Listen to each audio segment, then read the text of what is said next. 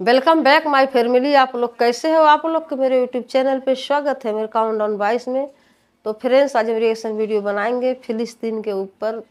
देखते हैं इस वीडियो में क्या है। तो वीडियो शुरू करने से पहले पता चलेगा तो फ्रेंड्स सब्सक्राइब लाइक शेयर कर दीजिएगा, बेल आइकन पे क्लिक कर दीजिएगा। आने वाली हर एक वीडियो की नोटिफिकेशन आप लोग को मिलती रहेगी। प्लीज़ सपोर्ट कीजिएगा, सब्सक्राइब भी कर दीजिएगा। तो वीडियो स्टार्ट करते हैं। अब वीडियो में देखते हैं। फलस्तीन ये सिर्फ आज का मसला नहीं बल्कि पिछले 3000 साल से इस सिटी को कब्जा करने की लड़ाई चल रही है। आज से 3300 साल पहले अल्लाह ने मूसा अलैहिस्सलाम को हुक्म दिया कि बनी इसराइल यहूदी को इजिप्ट में फिरौन की गुलामी से निकालकर आजाद कर दो। और फिर बहुत मुश्किल से फिरौन ने आखिर बनी इसराइल को आजाद कर दिया, जिसके बाद मूसा अलैहिस्सलाम बनी इसराइल को लेकर फलस्तीन के पास आए और कहा कि इस सिटी पर हमला करो।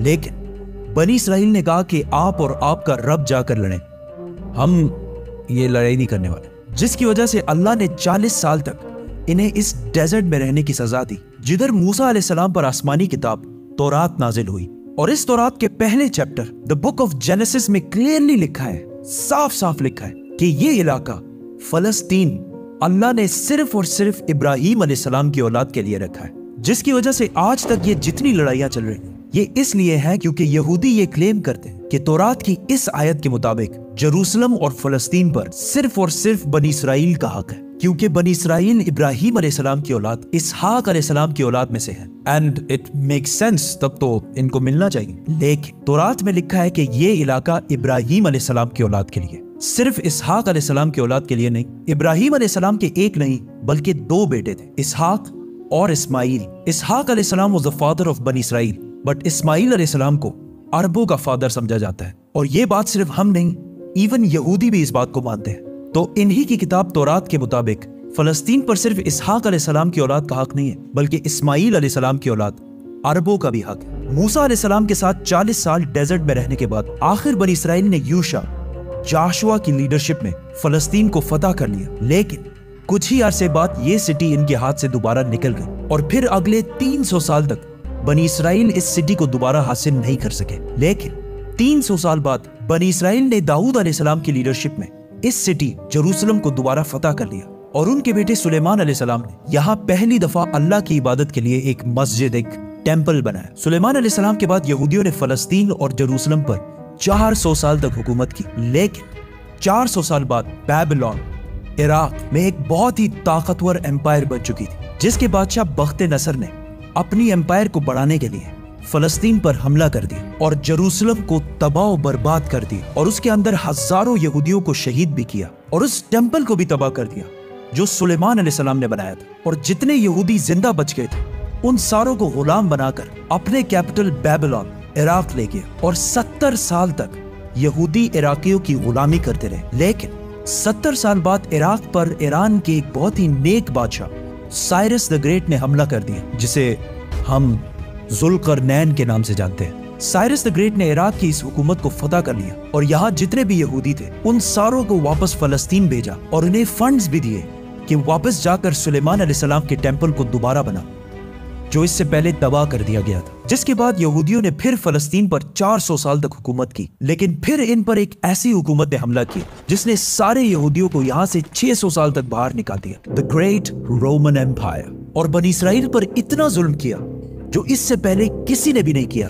यहूदियों ने रोमन एम्पायर से लड़ने की भी कोशिश की, लेकिन रोमन एम्पायर ने हजारों यहूदियों को कत्ल किया और हालात इतने खराब हुए कि यहूदी रोमन एम्पायर से छुपकर गारों में रहने लगे। और रोमन एम्पायर ने बैतुल मक़दस, जिसे पहले सुलेमान अलैहिस्सलाम और फिर जुल्करनैन ने बनाया था, दोबारा तबाह बर्बाद कर दिया और उसके बाद ये टेंपल आज तक दोबारा नहीं बन सका। रोमन एम्पायर ने फलस्तीन और जेरूसलम पर 600 साल तक हुकूमत की। लेकिन 600 साल बाद रोमन एम्पायर ने एक ऐसी गलती की जो उसे कभी नहीं करनी चाहिए थी। उन्होंने अरब में बहुत ही तेजी से फैलते हुए नए रिलीजन इस्लाम पर हमला करने की कोशिश की। लेकिन इस्लामिक रिलीजन और खिलाफत इतनी तेजी से फैलती गई कि कुछ ही सालों में रोमन और पर्शियन एम्पायर दोनों को फतह कर लिया, जिसके बाद हजरत उमर दुनिया के सबसे ताकतवर बादशाह बन गए, जिनकी हुकूमत अलेक्जेंडर द ग्रेट की एम्पायर से भी बहुत बड़ी थी।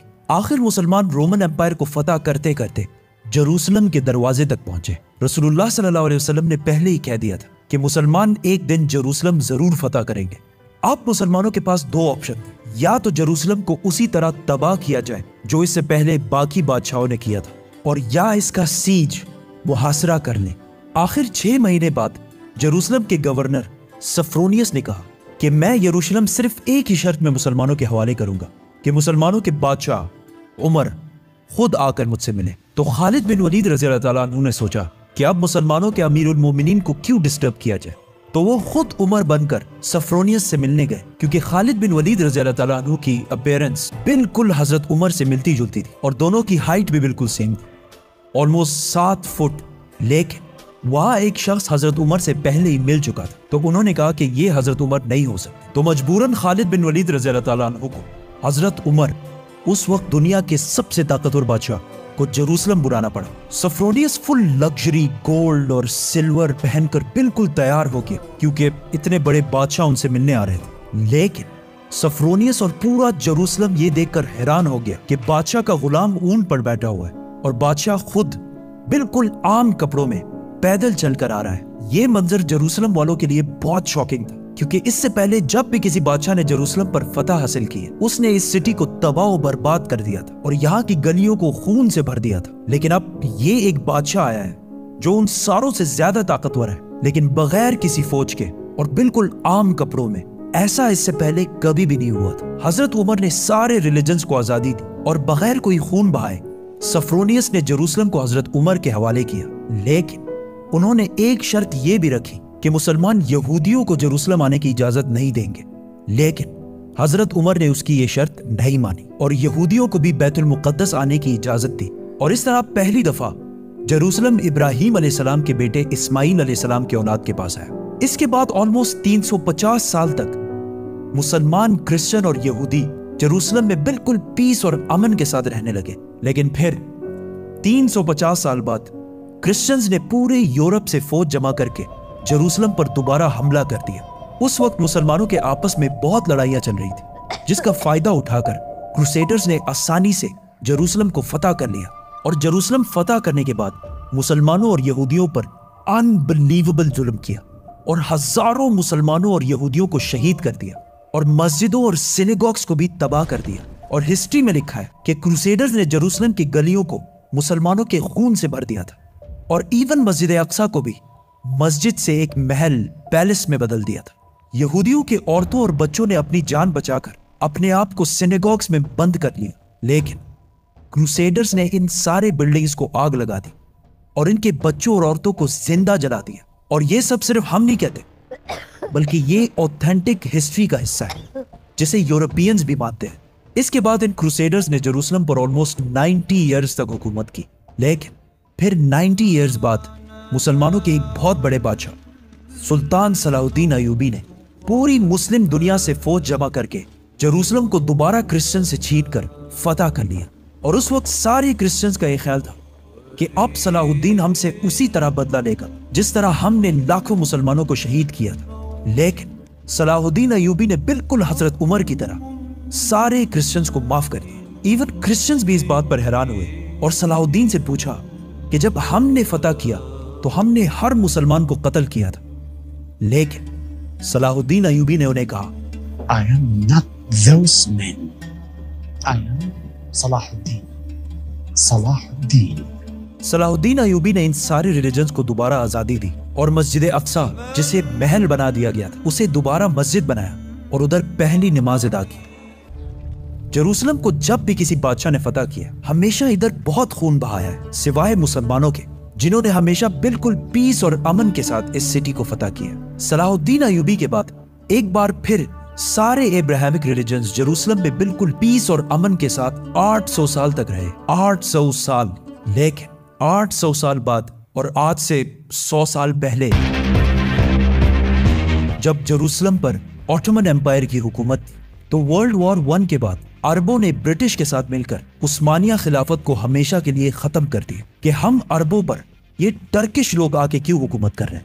تو اس نیشنلزم کی وجہ سے فلسطین بھی مسلمانوں کے ہاتھ سے نکل گیا، لیکن تھوڑے ہی عرصے پہلے برٹش اور یہودیوں کی آپس میں ڈیل ہو چکی تھی کہ اگر برٹش کو یہ علاقے ملے تو وہ ادھر ایک یہودی سٹیٹ بنائے گا۔ اور یہ معاہدہ ہوا کیوں تھا؟ کیونکہ اس سے پہلے یہودی یورپ کے ہر field business, science, medical, banking, हर चीज में बहुत स्ट्रांग हो चुके थे, जिसकी वजह से यहूदी यूरोप के सबसे ताकतवर और रिच कम्युनिटी बन गए। तो इनकी सपोर्ट हासिल करना ब्रिटिश के लिए सबसे जरूरी था। और पिछले 1800 साल से यहूदियों के पास अपना कोई भी मुल्क नहीं था। तो उनमें से कुछ यहूदियों ने ज़ायनिज्म की सोच शुरू की कि हमारा यहूदियों का भी एक अपना मुल्क होना चाहिए, और इसके लिए उन्होंने इसी फलस्तीन के इलाके को चुना। और ये मुल्क हासिल करने के लिए उन्होंने हर तरफ से कोशिश शुरू की। यहूदियों ने इवन उस्मानी खलीफा सुल्तान अब्दुल हमीद से भी डील करने की कोशिश की, लेकिन उन्होंने साफ इनकार कर दिया, जिसकी वजह से यहूदियों को समझ आ गई कि अगर अपना मुल्क बनाना है तो उस्मानिया सल्तनत को खत्म करना जरूरी है। और जैसे ही वर्ल्ड वॉर 1 के बाद ऑटोमन एम्पायर खत्म हुई और फलस्तीन ऑटोमन एम्पायर से ब्रिटिश की तरफ चला गया, तो यहूदी पूरी दुनिया से इसी सीक्रेट प्लान के तहत फलस्तीन शिफ्ट होना शुरू हुए और फलस्तीन के मुसलमानों से जमीनें डबल ट्रिपल प्राइस पे खरीदने लगे, क्योंकि पैसा तो उनके पास बहुत था। ब्रिटिश एम्पायर ने भी बेल्फोर डिक्लेरेशन में यहूदियों के एक अलग स्टेट होने को सपोर्ट किया, ताकि वर्ल्ड वॉर्स में यहूदियों का सपोर्ट और पैसे दोनों हासिल कर सके। और स्पेशली वर्ल्ड वॉर 2 के बाद यूरोप में हिटलर के यहूदियों पर जुल्म के बाद यहूदी और भी ज्यादा पूरी दुनिया से फलस्तीन में जमा होने लगे और फलस्तीन में आहिस्ता आहिस्ता लड़ाइयां बढ़ने लगी, जिसकी वजह से यूएन ने एक फैसला सुनाया कि फलस्तीन को 3 हिस्सों में डिवाइड किया जाएगा। एक हिस्सा फलस्तीन, दूसरा इजराइल और तीसरा जेरूसलम, जो इन दोनों में से किसी का भी नहीं होगा, बल्कि यहाँ यूएन की हुकूमत होगी और इसमें सब रिलीजन्स को आज़ादी होगी। जिस पर अरब ममालिक ने इस फैसले की सख्त मुखालफत की और इजराइल के आज़ाद होने के सिर्फ एक दिन बाद इजराइल पर हर तरफ से हमला कर दिया। इजिप्ट, जॉर्डन, सीरिया, तीनों की फौजें एक साथ इजराइल में दाखिल हुई, लेकिन बहुत ही बेशर्मी से अरब ममालिक ये जंग हार गए और एक ऐसे मुल्क से हारे जो उनसे साइज में बहुत छोटा और जो इस जंग से सिर्फ एक दिन पहले आजाद हुआ था। इस हार की वजह से जो प्लान यूएन ने इस जंग से पहले बताया था, उसका सिर्फ 40% इलाका फलस्तीनियों को मिला और 60% इलाका इजराइल ने फतह कर लिया और इवन जेरूसलम की आधी सिटी को भी फतह कर लिया। इजराइल अकेले ये जंग नहीं लड़ रहा था, बल्कि इसके साथ पूरी दुनिया का सपोर्ट भी था। इवन रशिया और यूएस दोनों का सपोर्ट इजराइल के साथ था। इजराइल ने ये इलाके फतह करके टाइम बिल्कुल भी जाया नहीं किया और 7 लाख अरबों को फलस्तीन से बाहर निकाल दिया। 7 लाख, जिसकी वजह से फलस्तीन में आहिस्ता आहिस्ता यहूदी ज्यादा और अरबी कम होने लगे। इस जीत के बाद इजराइल बहुत स्ट्रांग बन गया और पूरी दुनिया से और भी ज्यादा यहूदी इजराइल में जमा होने लगे। इसके बाद यहूदियों ने अपने आप को अरब के बिल्कुल सेंटर में एक बहुत ही मजबूत हुकूमत बना ली थी। लेकिन फिर भी ये 2 इलाके, वेस्ट बैंक और गाजा, इजराइल के कंट्रोल में नहीं थे। लेकिन आज से ऑलमोस्ट 60 साल पहले 1967 में कुछ मिसअंडरस्टैंडिंग्स की वजह से यहां जंग एक बार फिर शुरू हो गई और एक बार फिर इजिप्ट, जॉर्डन, सीरिया वर्सेस ये छोटा सा इजराइल। लेकिन सिर्फ 6 दिनों में इजराइल ने इन तीनों मुल्कों को हरा दिया और सिर्फ 6 दिनों में इजराइल ने अपना साइज 3 गुना बढ़ा लिया। अरब ममालिक दोबारा अपने से एक बहुत ही छोटे मुल्क से बहुत ही बुरी तरह हार गए। ये ऐसा है कि आज खबीब हिजबुल्लाह से हार जाए और वो भी 2 मरतबा। अरब ममालिक के 2 दफा इजराइल से हारने के बाद उनकी अवाम अपने नेशनलिस्ट हुक्मरानों के खिलाफ हो गई और नेशनलिज्म, कौमियत को छोड़कर एक नई सोच की तरफ बढ़ने लगी। द मुस्लिम ब्रदरहुड, अखवानुल मुस्लिमून, जो मिस्र के एक स्कूल टीचर हसनुल बन्ना ने बनाई थी और जो एक पाकिस्तानी स्कॉलर मौलाना मौदूदी के ख्यालात से इंस्पायर्ड है। इससे पहले अखवानुल मुस्लिमून का अरब में सिर्फ मजाक उड़ता था, लेकिन इस हार के बाद अखवानुल मुस्लिमून ने अरब अवाम से कहा कि ये जंगे अरब के मुसलमान नहीं, बल्कि ये नेशनलिस्ट हारे हैं जो सिर्फ नाम के मुसलमान हैं और इनका कोई। जिसके बाद अरब की अवाम इस नए सोच मुस्लिम ब्रदरहुड की तरफ आने लगी। हमास भी इसी अखवानुल मुस्लिमून से इंस्पायर्ड एक ग्रुप है, लेकिन अखवानुल मुस्लिमून वायलेंस के खिलाफ। इस जीत के बाद इजराइल ने वेस्ट बैंक, गाजा और जेरूसलम सब पर कब्जा कर लिया और आज तक ये सारे इलाके इजराइल से दोबारा कोई भी नहीं छीन सका। कुछ 300 साल पहले की बात है कि कैसे कब्जा कर लिए, धीरे धीरे बढ़ गए वहाँ पे पूरे, मतलब एक अपना शहर बना लिए, बिल्कुल अपना एक अलग एरिया बना लिए। वहाँ पे हर एक देश के जो, मतलब जहाँ जहाँ के जो यहूदी थे सब आके वहाँ जमा हो गए, रहने लगे, अपना घर मकान खरीद के धीरे धीरे बहुत मतलब आगे बढ़ गए। उन सबसे आगे निकल गए हर चीज़ में, साइंस में, डॉक्टरी में, मतलब जितने भी ऊंची ऊंची पद के जो चीज़ होती है सब में सब आगे निकल गए। हर चीज़ इनको मतलब बहुत ज़्यादा नॉलेज आ गई, बहुत ज़्यादा सीख आ गया, तो सब इनके तारीफ करने लगे, बड़ाई करने लगे हर देश के जो लोग थे।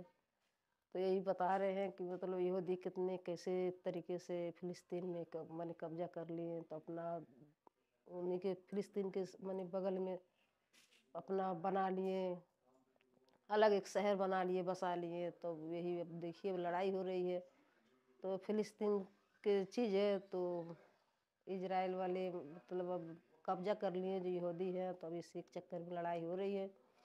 तब देखते हैं क्या होता है। अच्छा होना चाहिए, बुरा नहीं होनी चाहिए, तो यही बात है। तो यही वीडियो में बताए हैं। तो फ्रेंड्स मेरा गला थोड़ा ख़राब है, तबीयत ठीक नहीं है, तो इसलिए ज़्यादा नहीं मैं बोल रही हूँ, ज़्यादा नहीं बता रही हूँ। तो फ्रेंड्स सब कमेंट करके बताइएगा, सब्सक्राइब लाइक शेयर कर दीजिएगा, बेल आइकन पे क्लिक कर दीजिएगा। आने वाली हर एक वीडियो को नोटिफिकेशन आप लोग की मिलती रहेगी, प्लीज़ सपोर्ट कीजिएगा।